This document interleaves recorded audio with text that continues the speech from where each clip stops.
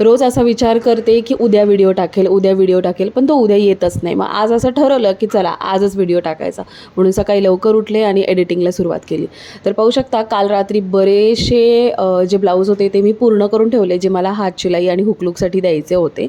ते केल्यानंतर दुसऱ्या दिवशी सकाळी जसं की आरीवर्कची 8वी बॅच जी आहे ती सुरू होणार होती. सो त्याचे जे एवढे बुकिंग झाले होते, जवळजवळ 15-16 बुकिंग झाले होते, त्या बुकिंगचं मटेरियल पॅकिंग करायची इथे कामं सुरू होती.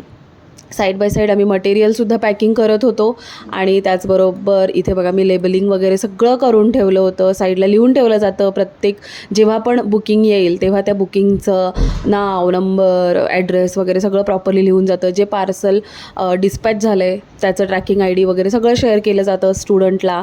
त्यानंतर त्याचा फॉलोअप घेतला जातो स्टुडंटला घरपोच मिळेपर्यंत.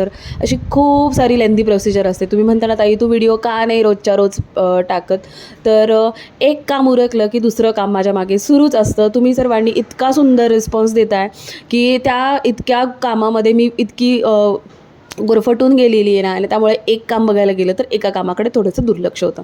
ब्लाऊजची कामं संपली की पेपर पॅटर्नची कामं असतात, पेपर पॅटर्नची कामं संपली की क्लासेस सुरू होतात.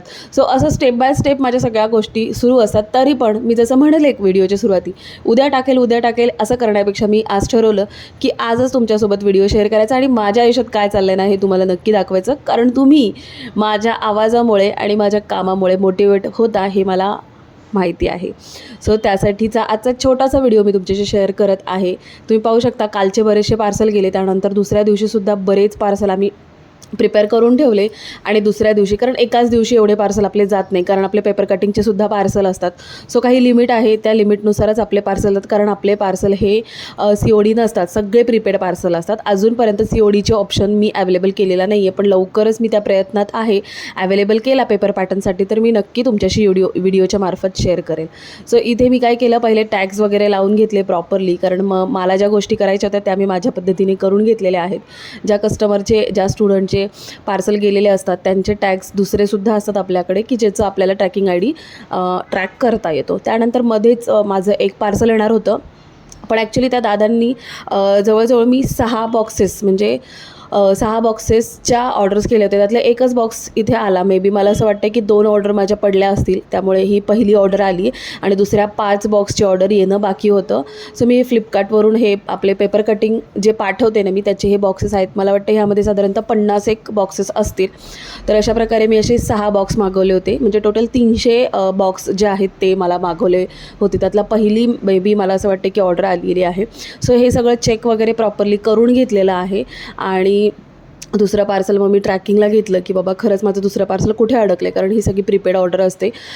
सो त्यामुळे त्यांनी व्यवस्थित मला चेक करून दिलं की पार्सल कुठे डॅमेज वगैरे झालं आहे का ते बघा, आणि असं काही झालेलं नव्हतं. सो मी हे सगळं पार्सल आतमध्ये घेतले आणि त्यानंतर तुम्ही आजचे पार्सल पाहू शकता. आपले इतके सुंदर रिस्पॉन्स देतात तुम्ही पेपर कटिंगला. ज्यांनी सुरुवातीला एक सेट घेतला आहे ते सगळे जणांना इतके सुंदर ब्लाऊज फिटिंगला बसतात. त्यानंतर ते मला कमेंट करून सांगतात, मेसेज करून सांगतात की ताई तुमचं सिम्पल आम्ही कटोरी ब्लाऊजचे पेपर कटिंग घेतलेले आहेत. मग त्यानंतर त्यांना मोह आवरत नाही आहे, princess cut, boat neck, 4 tucks. त्यानंतर आता मी 3 पीस प्रिन्सेस कट म्हणजे बेल्टचा प्रिन्सेस कटसुद्धा मी लॉन्च केलेला आहे. आणि लवकरच मी आता कॉलर, मधुबाला, 1 टक्स या सगळ्या पेपर पॅटर्नच्या डेमोकडे मी वळत आहे. त्यामुळे तुम्हीसुद्धा लवकरात लवकर आपलं बेसिक पेपर कटिंग ऑर्डर करा. त्यातून जर तुम्हाला चांगला अनुभव आला तर तुम्ही पुढचे कंटिन्यू करा.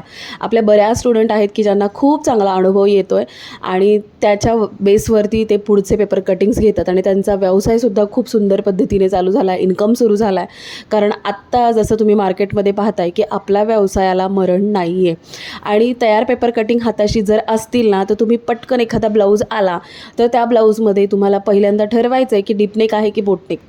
डीपनेक असेल, फ्रंट पार्ट कुठला आहे तो चेक करायचा, कटोरी, प्रिन्सेस कट, 4 टक्स कुठलाही असेल, पटकन मापाचा पेपर कटिंग उचलायचं, त्यावरती ठेवायचं, कटिंग करायचं आणि ब्लाऊज स्टिच करायचा.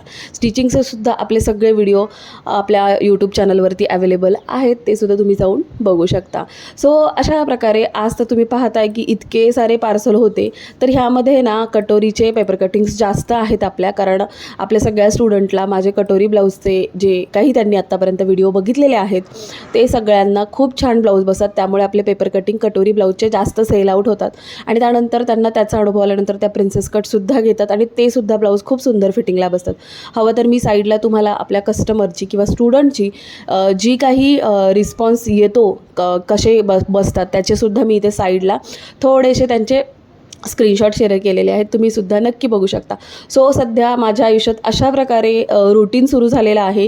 क्लासनंतर पेपर कटिंग आणि पेपर कटिंगनंतर ब्लाउजेस आणि सध्या लग्नाच्या ऑर्डर सुरू आहेत, त्यामुळे मला व्हिडिओ एडिट करायला तेवढासा वेळ देता येत नाही आहे. पण लवकरच लग्नाच्या ऑर्डर्स संपल्यानंतर तुमच्याशी सगळे व्हिडिओज रेग्युलरली शेअर केले जातील.